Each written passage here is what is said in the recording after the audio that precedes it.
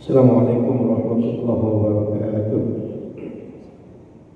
Bismillahirrahmanirrahim. Alhamdulillahirabbil alamin. Allahumma shalli ala sayyidina Muhammadin.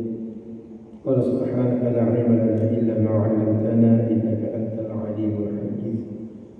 Wa qala rabbi shrah li sadri wa yassir li amri wahlul 'uqdatam min lisani yafqahu qawli. Alhamdulillah, bersyukur kepada Allah Subhanahu wa taala. Di malam ini bisa kita lanjutkan majelis pembacaan hadis-hadis Rasulullah SAW di dalam kitab Sahih Imam Bukhari, yang pada malam ini sudah sampai pada bab yang ke-8, kitab ke-16 tentang bab tulis sujud fil kusuf.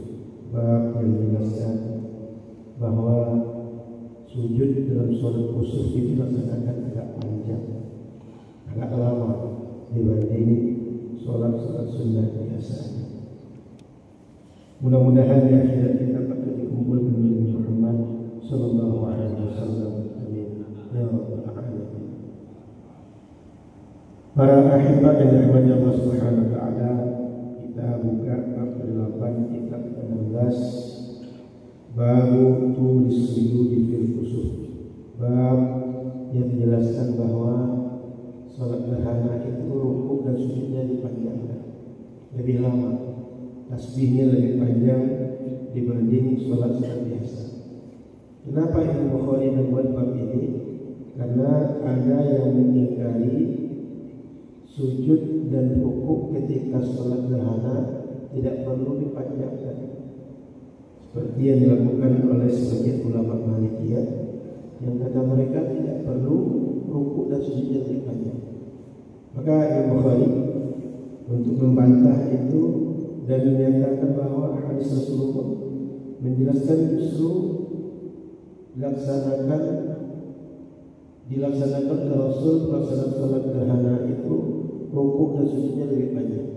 Maka beliau menyampaikan hadis yang 1051. Wa bihi ilayhi hadatsana Abu Nu'aim qala hadatsana Syaiban an Yahya bin Abi Salamah an Abdullah bin Amr annahu qala lamma kasabat asy-syamsu ala ahli Rasulillah sallallahu alaihi wasallam nudiya inna as-salata jami'ah faraka'a an-nabiy sallallahu alaihi wasallam rak'atayn fi sajdah ثم قام فركع ركعتين في سجدة ثم جلس ثم جلي عن الشمس قال وقالت عائشة رضي الله تعالى عنها ما سجدت سجودا قط كان أطول منها. Imam Bukhari mendapatkan hadis dari guru beliau Imam Abu Nu'aim, dan beliau dari gurunya Imam Syaiban, dari Yahya, dari Abi Salamah, dari Abdullah bin Amr radhiyallahu ta'ala anhuma annahu qala, kata beliau, lamma kasabat asy-syamsu, ketika terjadi gerhana matahari di masa Rasulullah sallallahu alaihi wasallam, nudiya inna as-salata jami'ah, diseru sahabat untuk mulai salat dengan seruan as-salat jami'ah. Kita sudah bahas di pertemuan sebelumnya bahwa salat gerhana tidak ada azan dan iqamah. Salat-salat sunnah yang dianjurkan dikerjakan berjamaah tidak dianjurkan diawali dengan azan dan iqamah. Maka salat gerhana termasuk yang tidak dianjurkan dimulai dengan azan dan iqamah. Lalu bagaimana menggantinya? Dengan apa orang diajak mulai melaksanakan salat? Maka diriwayatkan bahwa Rasul menganjurkan jika hendak mendirikan salat gerhana dan salat-salat sunnah yang dianjurkan atau diperbolehkan berjamaah, maka ketika orang diajak salat diseru dengan as-salatu jami'ah atau as-salata jami'ah.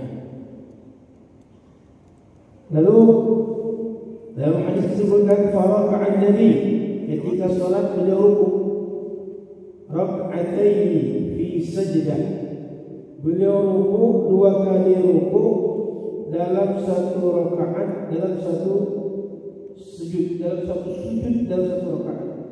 Maknanya Rasul sallallahu alaihi wasallam dalam satu rakaat rukuk 2 kali.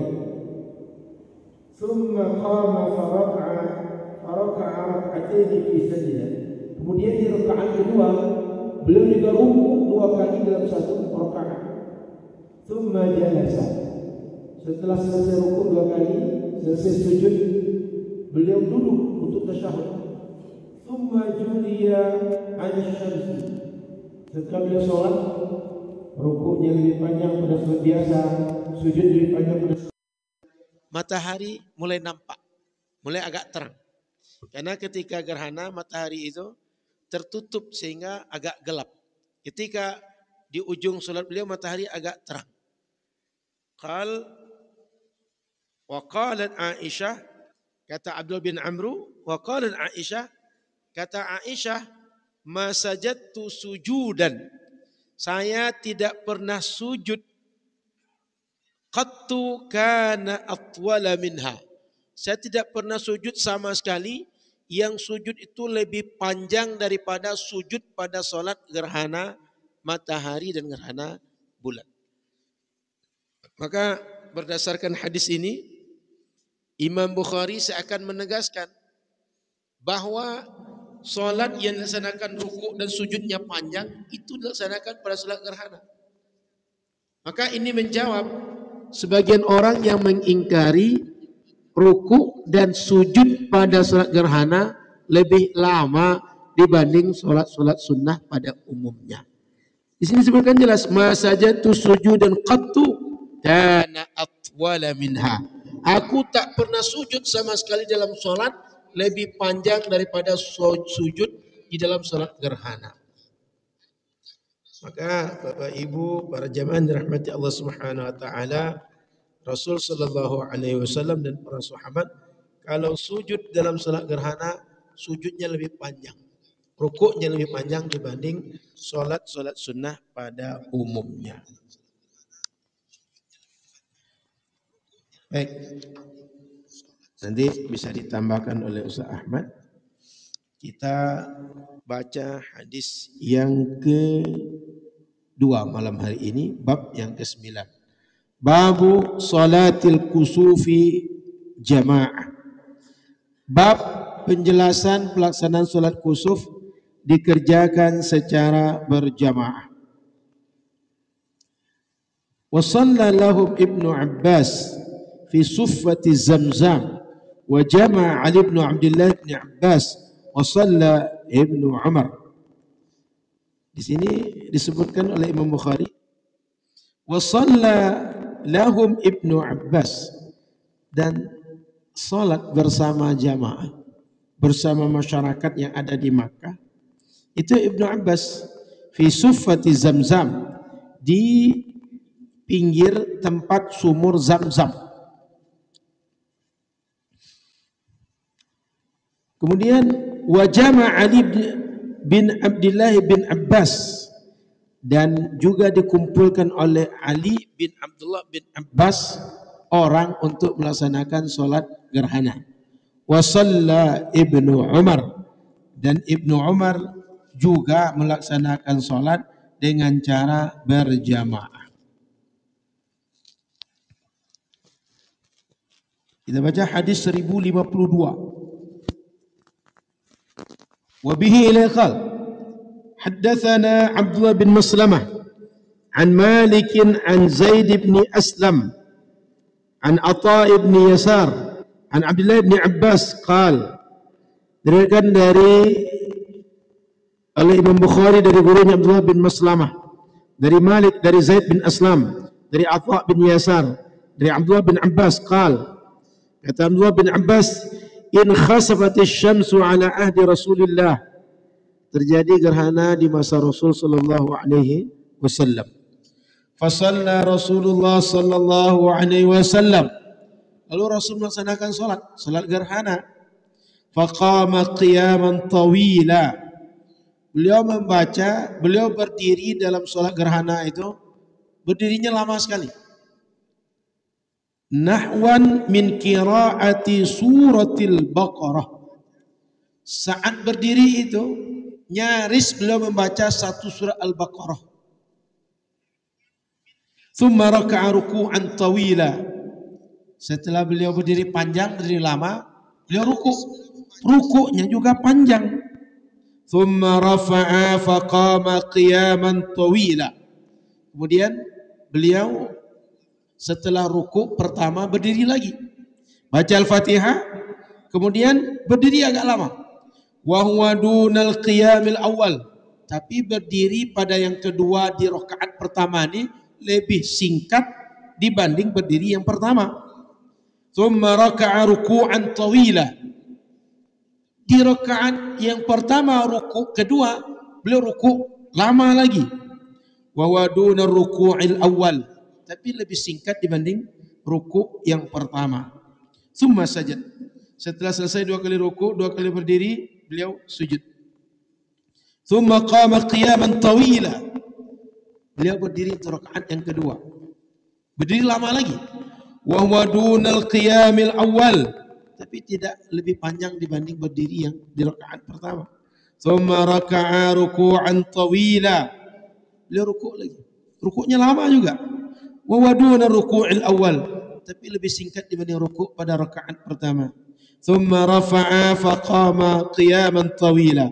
Dia beliau berdiri di rakaat kedua, berdiri yang kedua. Lama juga berdiri. Duna qiyamil awal. Lebih singkat dibanding berdiri pada rakaat kedua, berdiri yang pertama. Thumma raka'a ruku'an tawila. Beliau ruku'nya panjang juga. Wa huwa duna ruku'il awal, tapi tak sepanjang ruku' yang pertama rakaat yang kedua. Thumma sajad, kemudian beliau sujud setelah dua rakaat sujud. Kemudian thumma sarafa wa qad tajallatis syams. Selesai sujud beliau tasyahud, selesai salat dan matahari telah terang. Qala sallallahu alaihi wasallam, selesai itu kata beliau, inna syamsa wal qamara ayatani min ayatillah. Sesungguhnya matahari dan bulan dua di antara tanda-tanda kebesaran Allah, di antara banyak tanda-tanda kebesaran Allah. La yakhsifani, tidak terjadi gerhana matahari dan bulan, limauti ahadin wala lihayatih, karena sebab wafatnya seseorang, baik nabi, anak nabi, ulama, anak ulama, wali, anak wali atau siapa saja. Wala lihayatih, dan juga bukan kena lahir siapapun. Fa idza ra'aitum dzalika fadhkurullah.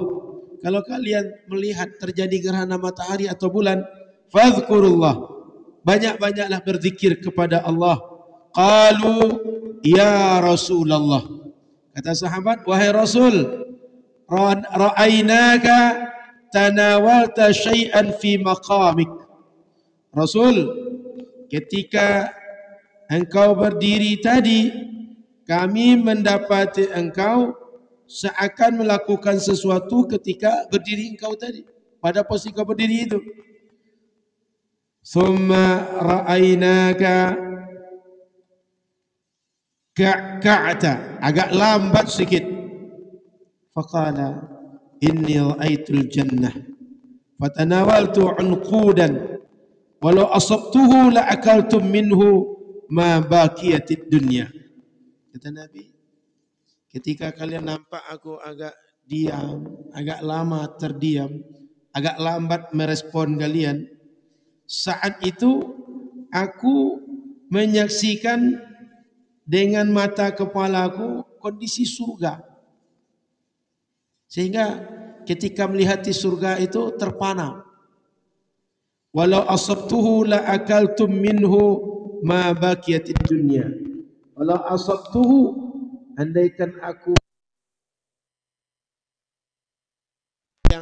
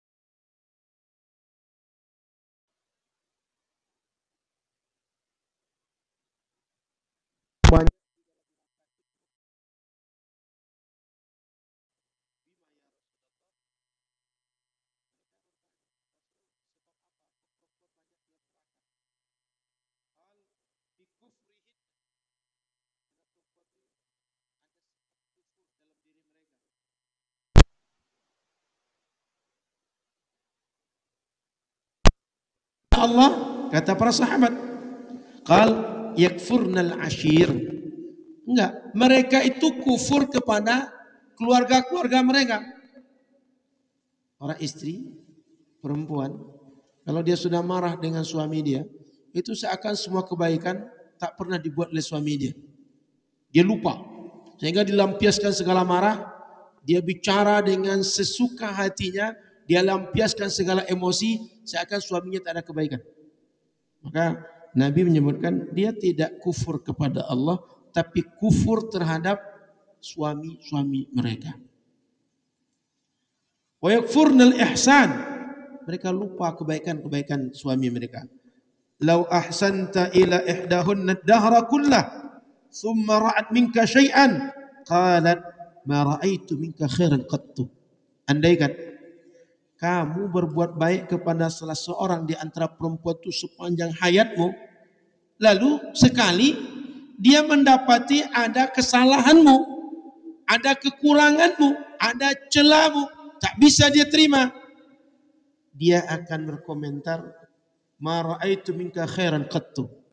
Aku tak mendapati kebaikan pada dirimu sedikit pun. Meskipun sepanjang hidup kita baik, sepanjang hidup kita melakukan berbagai perbuatan ihsan, terkhusus kepada dia. Lalu ada titik lemah kita, ada masanya kita lalai. Dia celah kita, ketika dia celah seakan seumur hidup tak pernah kita berbuat baik. Maka bapak-bapak, para suami, kalau ada istri mengamuk, seakan lupa dengan segala kebaikan bapak, lupa segala uang nafkah, duit, uang belanja segala macam, itu maklumi saja. Nabi pun sudah sampaikan begitu, sudah tabiatnya. Jadi tak usah dipaksakan, betul perempuan dia nggak boleh begitu Ustaz. Kan dia istri kita, kita nafkahi. Kata kita, kata nalar kita. Dia tak berpikir dengan nalar kita. Dia berbuat dengan perasaan dia. Nah, inilah di antara hadis yang menjelaskan bahwa sholat yang dilaksanakan sahabat, dilaksanakan oleh Rasul ketika terjadi gerhana dibuat berjamaah. Maka Imam Bukhari membuat judulnya Sholatul Kusuf Jamaah. Sholat kusuf dikerjakan berjamaah. Namun selain berjamaah itu ada beberapa hal kejadian dalam hadis ini. Di antaranya Rasul diperlihatkan dengan surga, diperlihatkan dengan neraka. Kemudian Rasul disebutkan bahwa sebab yang orang yang paling banyak masuk neraka itu perempuan. Sebabnya karena kurang pandai bersyukur dengan keluarga-keluarga mereka. Wallahu a'lam. Silakan para asatiz menambahkan dari dua hadis yang sudah kita baca.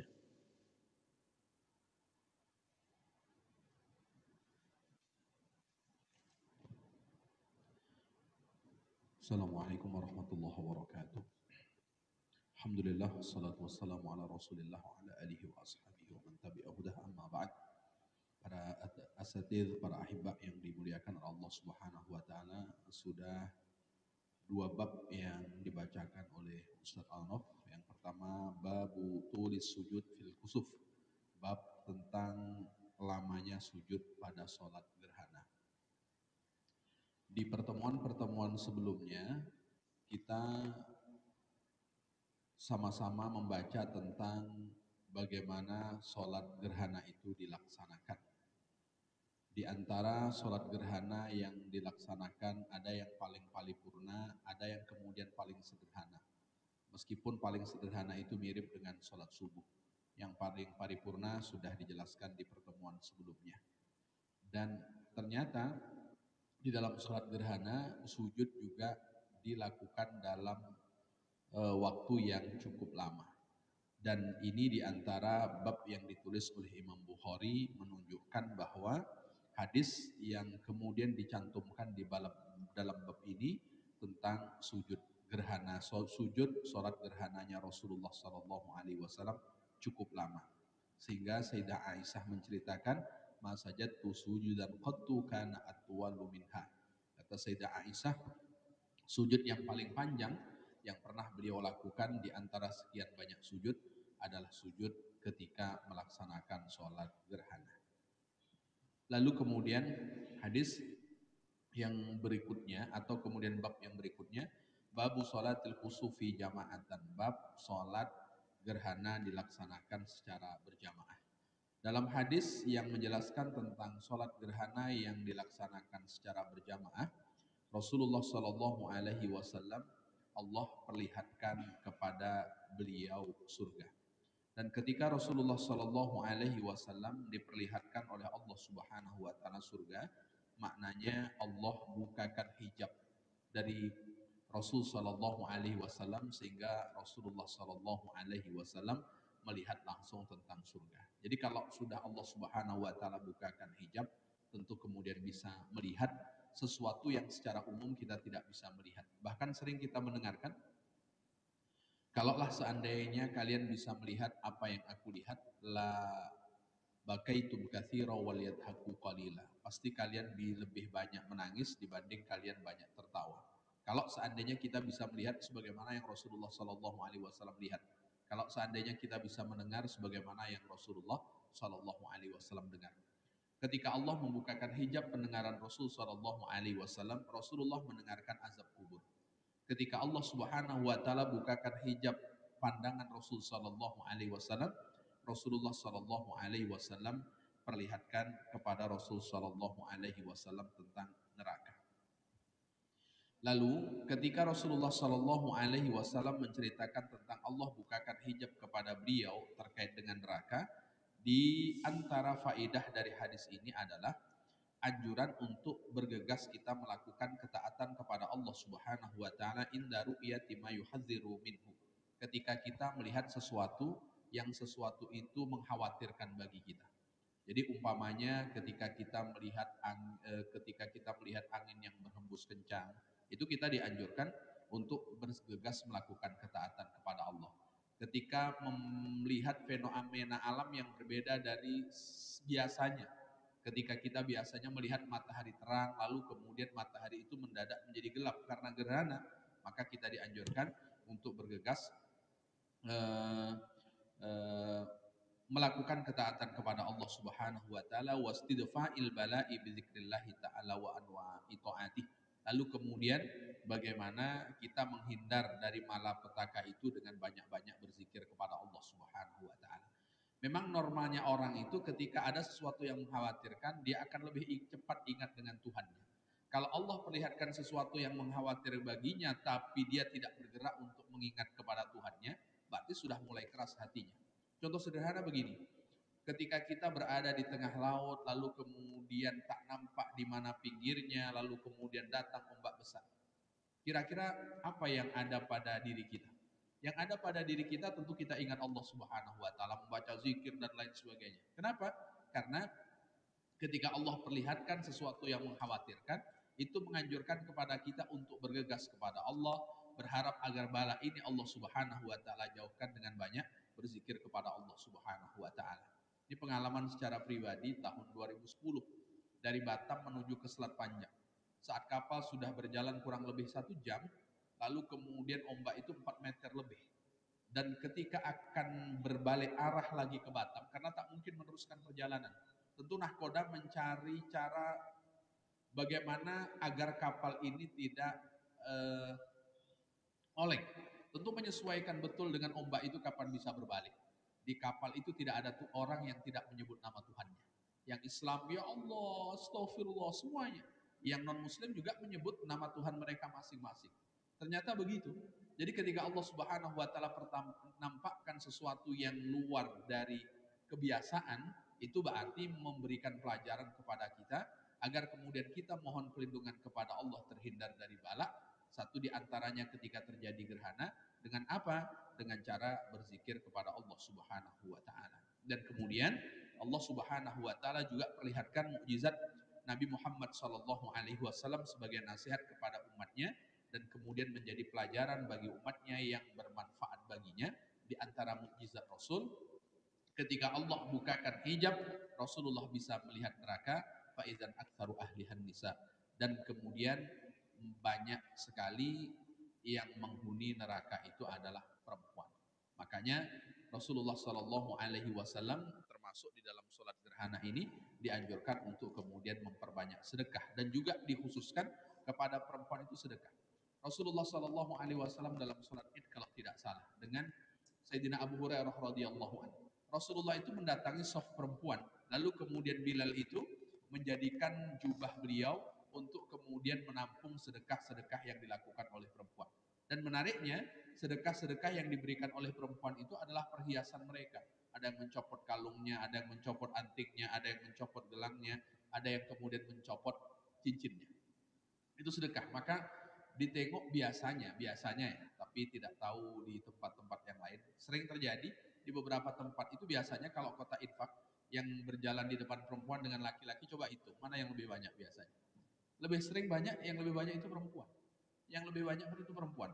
Maka sejak masa Rasulullah Shallallahu Alaihi Wasallam, kalau kemudian ada apa namanya kota infak yang dikelilingkan, itu biasanya yang lebih banyak sedekahnya adalah perempuan. Maka itu di antara mukjizat Nabi. Kenapa Rasulullah Shallallahu Alaihi Wasallam Allah perlihatkan lalu kemudian penghuni neraka yang banyak perempuan sebagai bentuk nasihat untuk umatnya. Berarti ketika itu umatnya akan berhati-hati supaya kemudian tidak termasuk orang yang Allah Subhanahu wa taala masukkan ke dalam nerakanya. Meskipun dijelaskan tentang kenapa sebab perempuan itu masuk ke dalam neraka, kata Rasulullah, bikufrihin, karena mereka kufur, ayakfurna billah. Lalu kemudian para perempuan bertanya, apakah para sahabat bertanya, apakah mereka berkufur kepada Allah? Tidak, yakfurnal asyir. Kufur itu maknanya kan menutup. Menutup. Jadi kalau orang itu tidak beriman kepada Allah, berarti dia kufur. Kenapa dia tidak beriman kepada Allah? Karena tertutup untuk kemudian eh, mempercayai Allah Subhanahu wa taala. Maka kalau perempuan itu kufur dengan suaminya, berarti dia menutup kebaikan yang sudah dilakukan oleh suaminya. Wa yakfurnal ihsan, dan juga kemudian menutupi kebaikan yang sudah dilakukan oleh suaminya. Itu diantara salah satu penyebab kenapa perempuan berada di dalam neraka Allah Subhanahu wa taala. Maka dalam salah satu pesan Rasul hadis lima makna, ayu mamra'atin matat, kalau ada seorang istri meninggal kemudian wazaujuha radin anha, lalu kemudian suaminya ridho kepadanya, dakhalatil jannah, maka dia termasuk perempuan yang Allah Subhanahu wa taala masukkan ke dalam surga. Maka mungkin pesan bagi ya para istri, biasakan untuk minta maaf dengan suami karena kita tidak tahu kapan kemudian kita akan meninggal. Supaya apa? Supaya ketika kita meninggal kita termasuk orang-orang yang mendapat ridho dari suami, lalu kemudian Allah Subhanahu wa taala izinkan masuk ke dalam surga Allah Subhanahu wa taala. Lalu kemudian bahwa kalau kemudian Allah Subhanahu wa taala perlihatkan surga, lalu kemudian Allah Subhanahu wa taala perlihatkan neraka, apakah surga dan neraka sekarang itu sudah ada?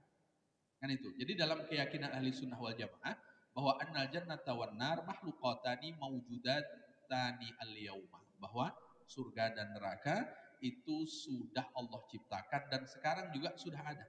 Maka ketika Allah Subhanahu wa taala menciptakan neraka lalu kemudian terdengar oleh para malaikat gemuruh api neraka, itu malaikat langsung tersungkur. Langsung tersungkur. Kenapa malaikat tersungkur? Karena waktu itu makhluk yang ada kan malaikat. Jangan-jangan ini Allah ciptakan disiapkan untuk kami, maka malaikat takut dengan gemuruh neraka Allah Subhanahu wa taala. Jadi dalam keyakinan ahli sunnah wal jamaah bahwa surga dan neraka dua ciptaan Allah Subhanahu wa taala yang sekarang kemudian sudah ada. Kalau mungkin ada orang bertanya juga, kalau sudah ada siapa sekarang penghuninya? Ini kan kadang banyak sekali pertanyaan-pertanyaan yang muncul dari orang. Tapi keyakinan ahli sunnah wal jamaah bahwa surga dan neraka sudah Allah Subhanahu wa taala ciptakan dan mereka masing-masing sudah mengajukan keinginan mereka kepada Allah Subhanahu wa taala tentang siapa yang akan masuk ke dalam keduanya. Yadkhulunil jabbarul mutakabbir. Ada neraka yang masuk ke dalam kami nanti orang-orang yang suka memaksa, orang-orang yang sombong. Kata surga, yadkhulunid du'afa wal masakin. Nanti yang masuk ke dalam diriku adalah orang-orang lemah dan kemudian orang-orang miskin.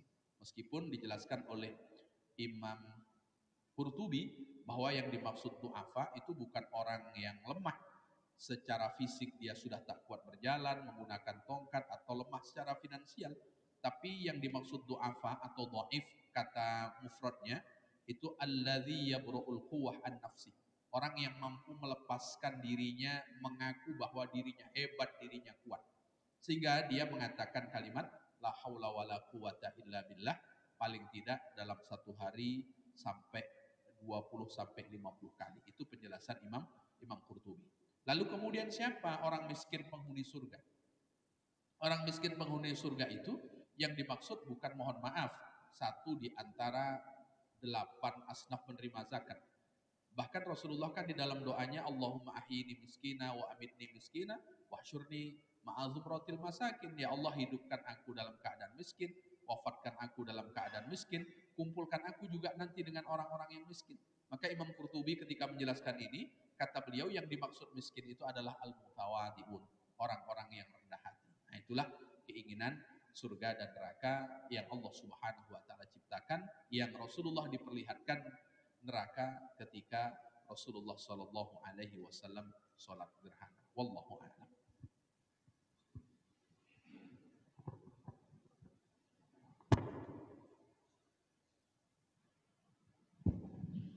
Bismillahirrahmanirrahim. Assalamualaikum warahmatullahi wabarakatuh. Alhamdulillahirabbil alamin, wassalatu wassalamu ala sayyidina Muhammadin wa ala alihi wa ashabihi ajmain. Para asatiz, para hibah yang dimuliakan Allah Subhanahu wa taala. Kita tambah membaca hadis. Tadi sudah dijelaskan 2 hadis, 2 bab. Masing-masing 2 bab itu 1 hadis. Nanti kalau ada asatiz yang mau menambahkan, silahkan. Saya coba membaca 1 hadis lagi. Babu sholatin nisa ma'rijali fil kusuf.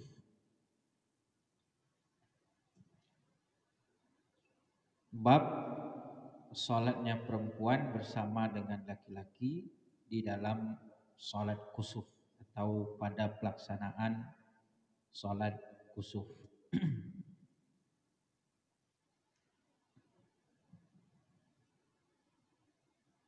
Wabihi ilaihi, dari guru kita yang bersambung sanadnya kepada Imam Bukhari, dia berkata haddatsana, Imam Bukhari berkata haddatsana Abdullah bin Yusuf qala, berkata kepada kami Abdullah bin Yusuf berkata akhbarana Malik, menceritakan kepada kami Malik an Hisham, dari Hisham bin Urwah, an imraatihi Fatimah bintil Mundhiri, dari istrinya yaitu Fatimah binti Al-Mundhir, an Asma binti Abi Bakrin, dari Asma binti Abu Bakar radhiyallahu anhumah. Annaha qalat, bahwa beliau berkata, yaitu Sayyidatuna Asma binti Abi Bakar, berarti ini adalah putri daripada Abu Bakar Siddiq. Jadi ada Sayyidah Aisyah, ada Asma. Ada Sayyidah Aisyah, ada Sayyidah Asma. Annaha qalat ataitu Aisyata zaujan Nabi sallallahu alaihi wasallam. Kata Sayyidatuna Asma, aku mendatangi Sayyidah Aisyah, istri Nabi SAW, hina khasafati syamsu, ketika matahari gerhana. Faidan nasu qiyamun, tapi ketika itu ternyata manusia sedang melaksanakan sholat qiyam, berdiri. Maksudnya di sini sholat qiyamun yusalluna, mereka melaksanakan sholat. Wa idza hiya qa'imatun tusalli, dan ternyata juga Sayyidah Aisyah ikut berdiri untuk melaksanakan sholat. Fakultu, maka aku berkata kepada Sayyidah Asma di sini, berkata kepada Sayyidah Aisyah, malinnas, apa yang dilakukan oleh manusia? Kenapa mereka pada berdiri? Fa asyarat biyadiha ila sama, lalu kemudian Sayyidah Aisyah mengisyaratkan tangannya ke langit. Waqalat, dan berkata subhanallah. Sayyidah Aisyah berkata subhanallah. Qultu, aku berkata lagi kepada beliau, ayatun, ayat, apakah ini pertanda? Maksudnya ini pertanda akan kebesaran dan keagungan Allah. Karena memang gerhana matahari, gerhana bulan itu adalah salah satu pertanda keagungan dan kebesaran Allah Subhanahu wa taala. Tadi disebutkan bahwa terjadinya gerhana matahari dan bulan bukan karena wafatnya seseorang, tapi ya bisa saja itu berbarengan bisa. Tetapi terjadinya gerhana matahari dan bulan itu lebih kepada tanda-tanda keagungan dan kebesaran Allah Subhanahu wa taala untuk mengingatkan kepada kita akan pentingnya kita untuk selalu mendekatkan diri kepada Allah Subhanahu wa taala. Lalu kemudian ketika Sayyidah Asma bertanya, apakah ini pertanda kebesaran ayah, keagungan Allah? Maka Sayyidah Aisyah fa asyarat ay na'am. Jadi mengangguk gitu. Jadi Sayyidah Aisyah mengangguk dalam solatnya. Fa asyarat ay na'am. Qalat fakumtu hatta tajallanil ghasyu. Kemudian Sayyidatuna Asma itu berkata, aku berdiri hatta tajallani al-ghasyu. Aku berdiri sampai aku seolah-olah mau pingsan gitu. Jadi karena lamanya berdiri, jadi beliau sampai kayak apa namanya? Ya kecapean, kelelahan. Faja'altu asubbu fawqa ra'si al-ma. Lalu kemudian aku menyiramkan air ke kepalaku. Falamman sarafa, ketika Nabi sallallahu alaihi wasallam selesai melaksanakan salat, falamman sarafa Rasulullah sallallahu alaihi wasallam hamidallah. Setelah Nabi selesai salat, beliau mengucapkan tahmid alhamdulillah wa athna dan memuji alaih. Thumma qala, kemudian Nabi berkata, ma min syai'in kuntu lam arahu illa qad ra'aituhu fi maqami hadza. Tidak ada yang belum pernah kulihat kecuali pada hari ini aku diperlihatkan kepadaku, dipersaksikan kepadaku fi maqami, di tempatku ini, hattal jannata wan nar, sampai surga dan neraka. Ini masih ada kaitan dengan hadis tadi bahwa juga Nabi sallallahu alaihi wasallam diperlihatkan kepadanya surga dan neraka. Tapi hadis tadi sebelumnya lebih detail ya, sampai seolah-olah bisa memetikkan buah, memakan, gitu, seolah-olah seperti itu. Dan tadi sudah dijelaskan. Jadi hattal jannata wan nar.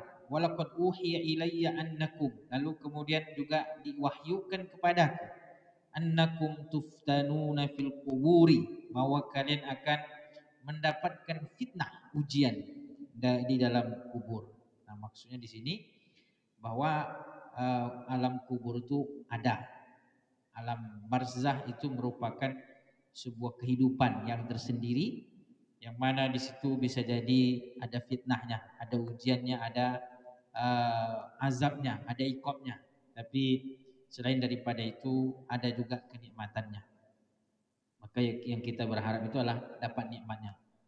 Kita doakan sama dengan ketika ada jenazah, kita mendoakan Allahumma ja'al qabrahu raudatan min riyadil jannah. Jadikanlah kuburan itu sebagai taman-taman surga. Nah, ini hal-hal gaib yang diberitakan Nabi sallallahu alaihi wasallam itu sangat mengingatkan kita akan pentingnya mempersiapkan alam gaib, karena betul-betul nyata Nabi sallallahu alaihi wasallam diperlihatkan kepadanya. Jadi mungkin gaib bagi kita, tapi tidak gaib bagi Nabi sallallahu alaihi wasallam. Nyata bagi Nabi sallallahu alaihi wasallam. Dan diriwayatkan secara terus bersambung sampai kepada kita bahwa Nabi melihatnya, betul-betul melihat. Annakum tuftanuna fil kubur, bahwa kalian bisa jadi diuji di alam kubur. Mithla au qariban min fitnatid dajjal. Jadi di sini seolah-olah ada keraguan daripada Sayyidah Asma, ragu beliau apakah Nabi mengatakan fil kubur atau min fitnatid dajjal. Jadi dalam meriwayatkan hadis ternyata ada terkadang ada keraguan dari segi ucapannya. La adri ayyatuhuma qalat. Saya tidak tahu apa yang diucapkan oleh Asma, yang mana yang satu diucapkan. Jadi di sini yang meriwayatkan dari Asma. yu'ta ahadukum, didatangkan kepada kalian ahadukum fayuqalu lahu ma ilmuka bihadzal rajul. Jadi nanti akan didatangkan di alam kubur itu di antara pertanyaannya atau ujiannya tadi adalah dikatakan kepadanya ma ilmuka bihadzal rajul, apa yang kamu tahu tentang laki-laki ini, maksudnya tentang Nabi Muhammad SAW. Jadi itu salah satu pertanyaan alam barzah, alam kubur, yaitu tentang sosok pribadi daripada Rasulullah SAW. Fa'ammal mu'minu, adapun orang beriman, awil mukinu, atau orang yang mungkin, la adri ayyadzalika qalat Asma fayaqulu. Nah, jadi juga ada keraguan di sini apakah al-mu'min atau al-muqin. Qalat Asma fayaqulu la adri ayyadzalika qalat Asma'u fayaqulu. Nanti yang orang mukmin atau orang yang beriman nanti dia berkata begini, Muhammadur Rasulullah sallallahu alaihi wasallam. Jadi tadi kan ditanya tuh di alam kubur siapa laki-laki ini, didatangkan kepadanya pertanyaan bahwa siapa laki-laki, maksudnya adalah mempertanyakan tentang pribadi Rasulullah sallallahu alaihi wasallam, orang beriman atau orang yang yakin kepada Allah. Maka dia menjawab, fayaqul, dia berkata Muhammadur Rasulullah. Laki-laki itu adalah Muhammad sallallahu Nabi Muhammad sallallahu alaihi wasallam, utusan Allah, ja'ana bil bayyinati, datang kepada kami dengan petunjuk, bil bayyinat, dengan penjelasan, wal huda, dan juga petunjuk. Fa ajabna wa amanna wattaba'na. Lalu kemudian Nabi itu datang dengan penjelasan dan dengan petunjuk, dan kami, ini maksudnya adalah orang beriman, orang yang yakin itu menjawab fa'ajabna, kami mengimaninya, wa amanna, dan kami beriman kepadanya, wattaba'na, dan kami mengikutinya. Nah, itu jawaban orang-orang yang beriman dan orang-orang yang yakin. Mudah-mudahan kita diberikan lisan yang mampu menjawab seperti itu nanti. Amin ya rabbal alamin. Karena orang yang beriman, orang yang yakin nanti diberikan kemudahan untuk menjawab bahwa Rasulullah itu adalah pribadi yang mendatangkan penjelasan, mendatangkan petunjuk, maka kami beriman kepadanya dan kami mengikutinya. Fayuqalu lahu, maka dikatakan kepadanya, orang yang menjawab tadi itu, nam salihan. Nam salihan, tidurlah dengan enak. Tidurlah dengan nyenyak, ini di alam barzah. Kita disuruh tidur nanti. Nah, maka orang beriman insya Allah mendapatkan kenikmatan di alam kuburnya. Nam salihan faqad alimna, sesungguhnya kami telah mengetahui. Ini malaikat ya, yang menguji, yang mempertanyakan, yang bertanya, faqad alimna in kunta lamuqinan, kami telah mengetahui bahwa kamu sungguh-sungguh orang yang beriman. Fa'ammal munafiqu, adapun orang munafik, awil murtabu, orang yang ragu atau orang yang ragu, la adri ayatuhuma qalat Asma. Jadi ada juga keraguan di sini. Fayaqulu, lalu kemudian orang yang munafik itu, orang yang ragu itu menjelaskan tentang siapa Muhammad, Nabi Muhammad SAW, maka dia menjawab, la adri, saya tidak mengetahui. Sami'tun nas yaquluna syai'an faqultuhu, aku mendengar orang-orang mengatakan sesuatu, maka juga aku mengatakannya. Nah, jadi dalam hadis ini sebenarnya hadis yang sudah berulang, ini juga sudah pernah dibaca sebelumnya, terkait dengan berfatwa dengan isyarat. Jadi sudah berulang hadisnya. Memang metode Imam Bukhari itu mengulang-ulang, terkadang mengulang hadis karena dalam satu hadis itu memiliki lebih daripada satu atau dua perolehan atau istimbat hukum. Di dalam satu hadis itu kadang-kadang ada hukum yang bisa diambil lebih dari satu, dua, tiga, sehingga hadisnya itu berulang. Nah, maka itu metode para ulama kita, termasuk termasuk Imam Bukhari, bahwa maka dalam Sahih Bukhari itu ada hadis-hadis yang berulang. Nah, dari hadis ini juga masih berkaitan dengan tentang sholat khusuf tadi, gerhana, yang juga menjelaskan tentang selain daripada sesuai dengan judul babnya, yaitu berkaitan dengan sholatnya perempuan bersama dengan laki-laki. Pada sebelum-sebelumnya juga sudah dibahas tentang perempuan boleh berjamaah, bahkan bisa jadi lebih utama berjamaah bersama dengan laki-laki. Ketika kita membahas tentang hadirnya perempuan ke masjid-masjid dalam sholat subuh, dalam sholat isya, nah itu menunjukkan tentang bolehnya perempuan-perempuan untuk menghadiri jamaah, tapi dengan syarat rata-rata di sana disyaratkan bahwa agar meminimalisir daripada terjadinya fitnah.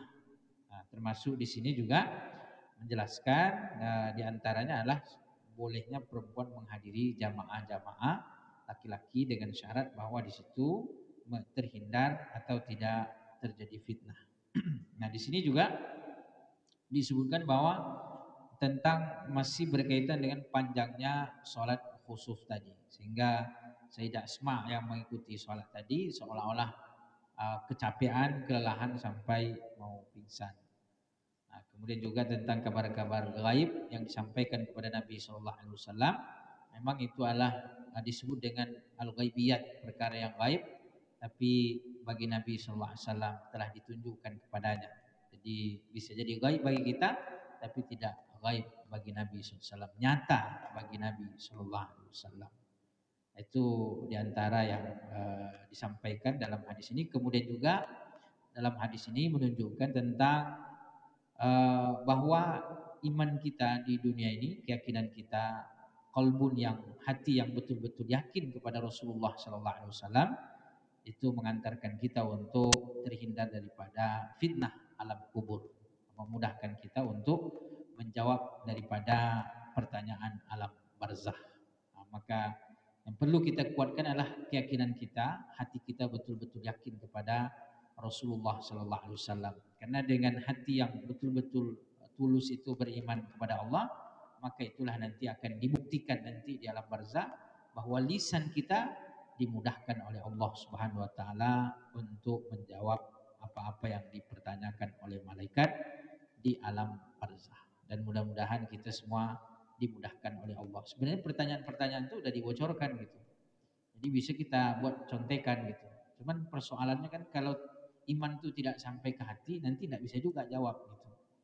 Nah, makanya iman itu perlu sadiqun ma'allah, betul-betul hatinya itu berharap tulus mengikuti Rasulullah, mengikuti sunnah-sunnah Rasulullah SAW, beriman kepada Allah, sehingga nanti keyakinan yang ada dalam hati itu nanti memudahkan lisannya untuk menjawab apa-apa yang menjadi pertanyaan alam barzah. Wallahu taala alam.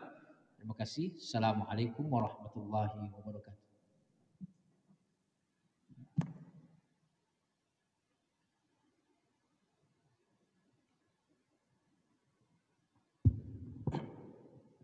Bismillahirrahmanirrahim. Assalamualaikum warahmatullahi wabarakatuh.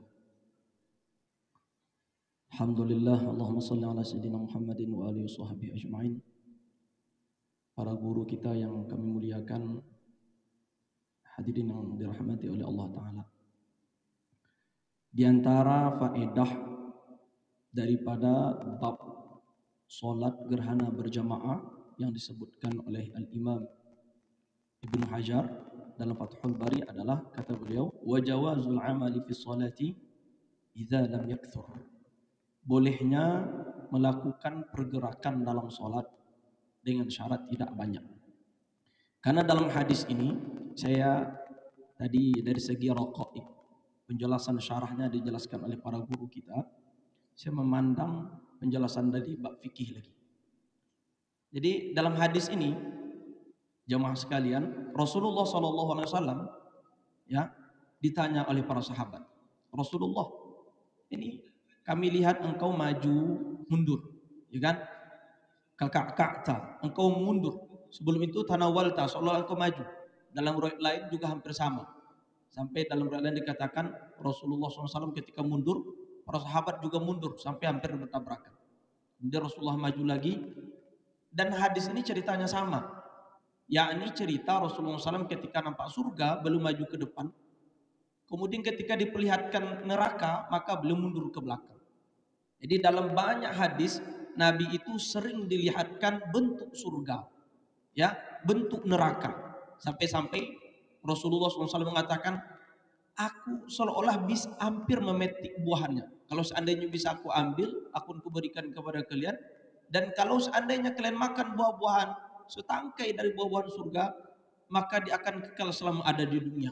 Jadi bisa makan itu bertahan selama dunia ini ada. Jadi dalam beberapa riwayat ini Nabi SAW maju, kadang-kadang mundur. Berarti ada pergerakan itu, kadang maju, kadang mundur. Maka dalam perspektif fikih kita katakan, bagaimana hukumnya seseorang melakukan pergerakan maju mundur di dalam sholat? Berarti ada pergerakan. Kata Imam Ibnu Hajar di sini, boleh ada pergerakan, tapi dengan syarat tidak banyak. Kadang dalam kitab fikih mazhab Syafi'i dan jumhur pada umumnya dikatakan di antara syarat-syarat sah sholat adalah tarkul al-af'al al-katsirah, tidak mengerjakan banyak perbuatan. Bagaimana batas banyak perbuatan dalam sholat? Ya, batasnya yang disebut banyak dalam bahasa Arab yaitu sesuatu yang sudah 3 ke atas. Artinya kalau seseorang melakukan sebuah pergerakan dan pergerakan itu sudah 3 atau lebih, maka ini bukan sholat lagi, ya kan? Dia sudah keluar daripada hakikat sholat. Harusnya sholat tidak ada pergerakan seperti itu. Maka kalau seandainya ada orang yang melakukan pergerakan 3 yang berturut-turut atau lebih, maka sholatnya batal. Umpamanya, ya kan, dalam suatu saf ternyata ada yang keluar. Kemudian kita sengaja ingin maju ke depan untuk mengisi kekosongan yang di depan. Atau dengan kasus lain, ada yang di belakang yang menepuk kita. Kita seorang sholat berjemaah berdua, kemudian ada di belakang kawan yang datang, kemudian kita mundur. Ya, maka pergerakan bagaimana yang sah dan yang tidak sah? Yang tidak sah adalah pergerakan yang sudah mencapai 3 pergerakan berturut-turut dan 3 pergerakan berturut-turut ini dilakukan dalam sholat. Tapi kalau seandainya pergerakan itu hanya sekali, yakni melangkah sekali atau 2 kali, maka tetap sah. Ya. Kalau seandainya dalam contoh kita tadi, kita ingin mengisi kosong di depan, ya kan? Kosong saf di depan, boleh maju. Maju langkah 1 dan 2, berhenti dulu. Jangan melangkah 1, 2, 3. Kalau sudah 3 kali langkah, maka ini batal sholat kita. Karena sudah terkategori perbuatan yang banyak. Jadi mesti pergerakan itu pendek. 1, 2, berhenti dulu. Ya, sekurang-kurang seqadar tumakninah. Kalau mau lanjut lagi, lanjut. Sampai kata para ulama, boleh melakukan pergerakan banyak dengan cara tidak berturut-turut. Bahkan kalau kita sholat di sini, umpamanya kita akan mundur ke belakang, ya kan? Gerak 2 kali langkah, berhenti. Ya, beberapa detik kemudian 2 kali langkah sampai ke ujung ke belakang, itu sah sholat kita. Kenapa? Karena pergerakannya tidak mutawaliyah, tidak berturut-turut. Yang membatalkan adalah pergerakan 3 berturut-turut. Ini yang pertama. Yang kedua, kategori 3 berturut-turut adalah untuk anggota badan yang besar. Di badan kita ini anggota badan yang besar ada yang kecil. Kepala itu termasuk besar, tangan termasuk besar, kaki termasuk besar, badan termasuk besar. Ya, kalau seandainya kaki kita melangkah dengan 3 kali pergerakan sudah batal sholat. Atau tangan, tapi kata para ulama tangan ini kalau begini dianggap setengah, kalau begini sudah ada 1. Jadi ini dianggap 1 baru. Ya, ini dianggap 2. Cukup di situ. Kalau seandainya kita tambah sekali lagi maka batal sholat kita. Kaki begitu juga, ya kan? Kalau kaki dilangkahkan sekali maka dihitung sekali. Badan juga demikian. Tapi kalau seandainya anggota tubuh yang kecil maka tidak membatalkan sholat. Jari, ya, maka kalau jari digerak-gerakkan atau hidung digerak-gerakkan, lidah digerak-gerakkan, apalagi yang bisa digerakkan, mata, zakar digerak-gerakkan, maka ini termasuk anggota tubuh yang kecil. Maka walaupun pergerakannya banyak, Saya contohkan, kita seorang sholat, Allahu Akbar. Gatal di sini tangan kita. Dari awal sholat sampai akhir sholat. Sholat kita sah. Karena yang bergerak adalah anggota tubuh yang kecil. Tapi kalau seandainya anggota tubuh yang besar, yang bergerak-gerak, maka ini ya, membatalkan sholat kalau sudah 3 berturut-turut. Dan ini banyak yang harus kita soroti. Ya, yang harus kita soroti. Ketika umpamanya sering kita memperhatikan kalau saf kosong di depan, baik di sholat Jumat atau sholat lainnya, yang sering terjadi di sholat Jumat, ya ternyata di depan masih kosong. Maka yang belakang berjalan ke depan bahkan dengan seperti dia berjalan biasa, 1, 2, 3, 4, bahkan 2 baris yang dilampaui ke depan. Mohon maaf, ini bukan sholat namanya, tidak sah sholatnya. Mesti kalau berjalan 2 kali berhenti, 2 kali berhenti maka baru sah. Ini apa namanya? Yang pertama. Yang kedua, yang juga jadi sorotan adalah bahwa posisi imam dan posisi makmum itu tidaklah sejajar.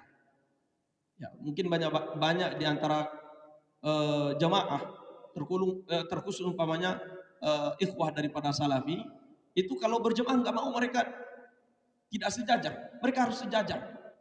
Ya, karena hadis Ibnu Abbas mengatakan Nabi sejajar sholat dengan mereka, dengan Ibnu Abbas. Tidak dalam keadaan Nabi di belakang, tidak Ibnu Abbas di belakang, tidak. Harus sejajar. 4 mazhab memahami hadis Ibnu Abbas. 4 mazhab. Maliki, Syafi'i, Hanafi, Hambali mengatakan tidak ada sedikit pun di sana sebagai dalil Nabi tidak di depan. Dalilnya hanya Nabi sholat. Jadi kata Abdullah ibnu Abbas ini tentu ponakan bagi Nabi tentunya. Ponakan bagi Nabi SAW. Katanya suatu kali saya tidur di rumah bibiku Maimunah. Lalu ya bangun tengah malam sholat dengan Nabi SAW. Saya sholat di sebelah kiri Nabi. Kemudian Nabi SAW tarik dia ke sebelah kanan. Nah gitu kan. Suruh dia ke sebelah kanan.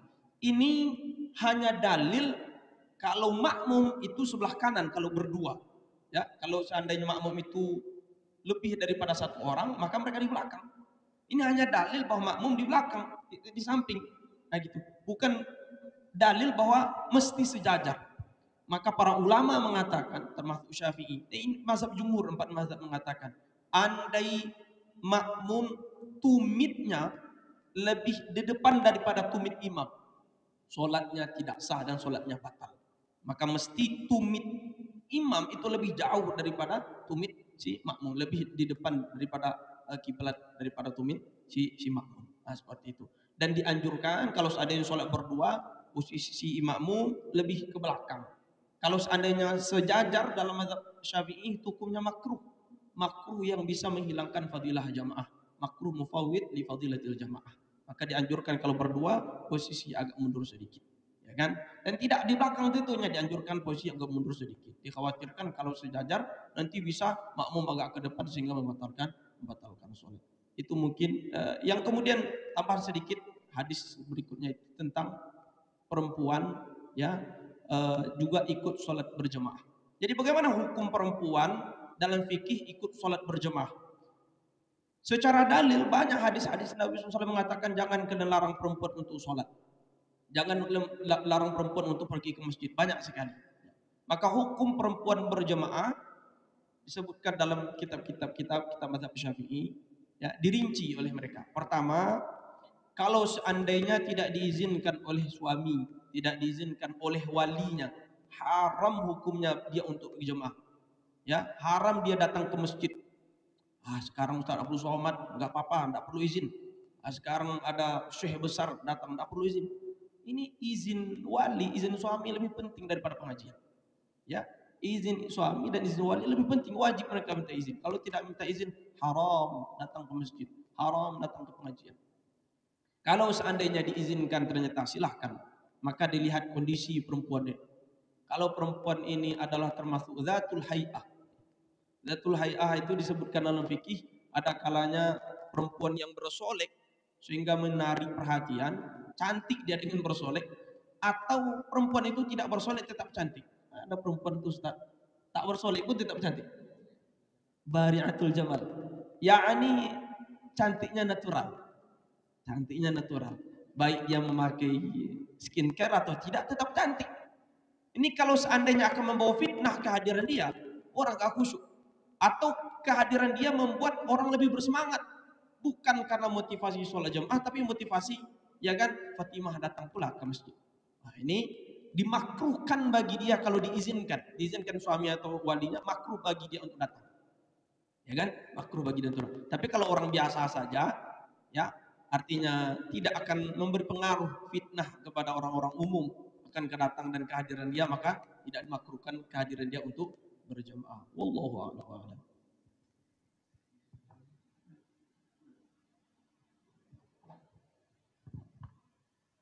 Sedikit saya menambah, menariknya nikmat kubur bagi orang yang bisa menjawab madza qulta an hadzal rajul. Apa ucapanmu tentang laki-laki ini?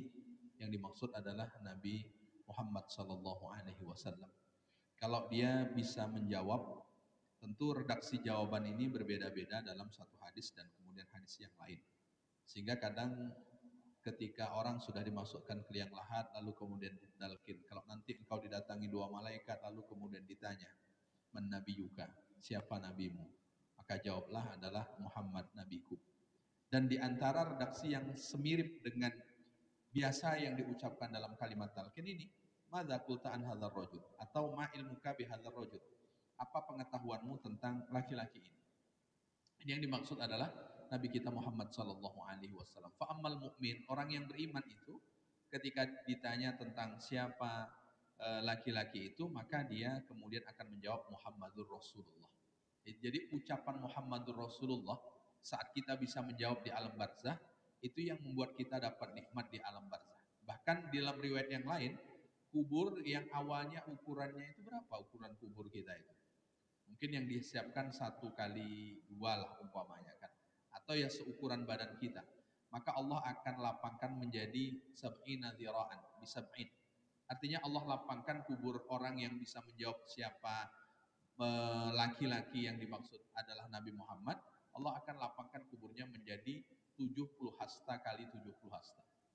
Jadi 70 kali 70. Jadi itu kan lebarnya luar biasa. Lalu kemudian setelah Allah Subhanahu wa taala lapangkan, Allah terangkan kuburnya, lalu kemudian nam sholihan, tidurlah dengan nikmat. Bahkan dalam keterangan yang lain, nam kanaumatil arus, tidurlah seperti tidurnya pengantin. Nah, yang sudah punya istri tentu masih ingat bagaimana tidurnya pengantin. Nah, itu dia. Kalau yang belum ya enggak apa-apalah, nanti di dalam alam barzah kalau sudah meninggal meskipun dia belum menikah, tapi dia bisa menjawab siapa Nabi Muhammad, maka Allah akan katakan tidurlah seperti tidurnya pengantin. Dan kemudian keterangan tidurlah seperti tidurnya pengantin, dia tidak akan terjaga, melainkan dibangunkan oleh kekasihnya. Artinya perjalanan saat dia berada di alam barzah berapapun panjangnya karena Allah tidurkan dia, bagi dia tidak terasa dan dia dibangunkan nanti di hari kebangkitan. Artinya berapapun lamanya orang yang telah mendahului kita ketika dia berada di alam barzah, bagi mereka sebentar. Kenapa? Karena mereka tidur. Ashabul Kahfi, berapa lama Allah tidurkan? 300 tahun 9 hari ya? 309 hari. Tidur 309 hari ini kira-kira gimana? Tahun ya, mohon maaf, tahun ya. Tahun. Itu kira-kira gimana lamanya itu? Tapi baginya sebentar. Sebentar, enggak usah lama-lama lah. Bagi orang yang punya riwayat mabuk perjalanan darat, kalau naik mobil minum aja Antimo agak 3. Di perjalanan ke Medan atau perjalanan ke Sumbar, itu kan kalau tidur tak terasa, bangun-bangun udah sampai. Jadi nikmat di alam barzah itu, penantian lama itu tidak terasa karena Allah Subhanahu wa taala menidurkan dan Allah akan bangkitkan nanti di hari kebangkitan. Kalau bisa menjawab siapa Nabi Muhammad sallallahu alaihi wasallam. Ini di antara khutbahnya Rasul sallallahu alaihi wasallam di salat gerhana. Wallahu a'lam. Barangkali itu yang bisa saya tambah sedikit. Baik, barangkali itu yang kita bacakan pada malam hari ini. Insya Allah di pertemuan berikutnya kita akan membacakan bab yang ke-11, babu man ahabbal ataqah fi kusufi syamsi. Dari beberapa bab yang sudah dibacakan tadi dan sudah disarah oleh para asatidz, barangkali ada yang ingin didiskusikan, dipersilahkan jika ada. baik yang di dunia gaib atau yang di dunia nyata. Ini yang nampak di dunia nyata. Baik, jika tidak ada, demikian pertemuan kita pada malam hari ini. Sama-sama kita tutup dengan membaca doa kafaratul majlis. Subhanakallahumma wa bihamdika asyhadu an la ilaha illa anta astaghfiruka wa atubu ilaik. Assalamualaikum warahmatullahi wabarakatuh.